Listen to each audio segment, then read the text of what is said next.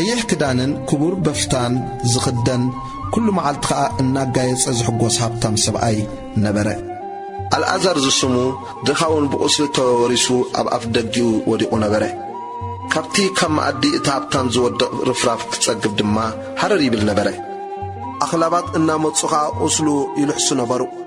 ኮነ ድማ እቲ ድኻ ምስ ሞተ መላእኽቲ ናብ ሕቑፊ ኣብርሃም ወሰድዎ። እቲ ሃብታም ከዓ ሞተ ተቐብረውን። ኣብ ሲኦል ኣብ ስቓይ ኮይኑ ዓይኑ ቋሕ ኣቢሉ ንኣብርሃም ኣብ ርሑቕ ንኣልዓዛርን ኣብ ሕቑፉ ረኣዮ። ጸዊዑ ከዓ ኣቦይ ኣብርሃም በዚ ሃልሃልታ እዙ እስቃ ኣለኹ እሞ መሓረኒ፣ ኣንፊ ኣጻብዑ ኣብ ማይ ጠሚዑ ልሳነይ ከዝሕለለይ ንኣልዓዛር ስደደለይ በሎ። ኣብርሃም ግና ወደይ ንስኻስ ብህይወትካ ኸለኻ ትድላኻ ከም እተቐበልካ ኣልዓዛር ድማ ከምኡ መከራ ከም ዝጸገበ ዘክር።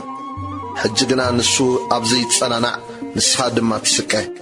ምስ ናይ እዚ ኩሉ ድማ እቶም ካብዚ ናባኻትኩም ክሓልፉ ዝደልዩ ምንቲ ከይክእሉ ኣብኡ ዘለዉ እውን ናባና ከይሳጐሩስ ኣብ መንጎናን መንጎኹምን ዓብዪ ጋግ ተገይርዋ ኣሎ በሎ። ሽዑ ንሱ ዋቦይ እምበኣርሲ 5 ኣሕዋት ኣለውን እሞ ንሳቶም እውን ናብዛ ስፍራ ስቓይ እዚኣ ከይመጹ ክምስክረሎም ንኣልዓዛር ናብ ቤት ኣቦይ ክትሰዶ እልምነካ ኣለኹ በለ። ኣብርሃም ድማ ሙሴን ነቢያትን ኣለውዎም ንኣታቶም ይስምዑ በሎ። ንሱ ከዓ ኣይኮነን ኣቦይ ኣብርሃም ካብ ምዉታት ሓደ እንተኸዶምሲ ክንስሑ እዮም በለ። ንሱ ድማ ንሙሴን ነቢያትን እንተዘይሰምዕዎምሲ ካብ ምዉታት ሓደ እንተተንስአውን ከቶ ኣይኣምኑን እዮም በሎ።